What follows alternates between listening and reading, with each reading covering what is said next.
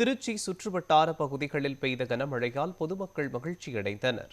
திருச்சி மாவட்டம் லால்குடி, திருவெரும்பூர், திருச்சி உள்ளிட்ட பகுதிகளில் கடந்த ஒரு மாதத்திற்கும் மேலாக கோடை வெயில் சுட்டெரித்தது. இந்நிலையில் 1 மணி நேரத்திற்கும் மேலாக பலத்த இடி மின்னலுடன் கனமழை பெய்தது.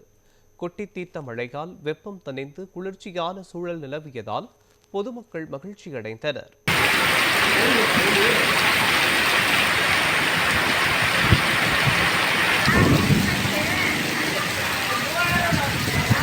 வந்து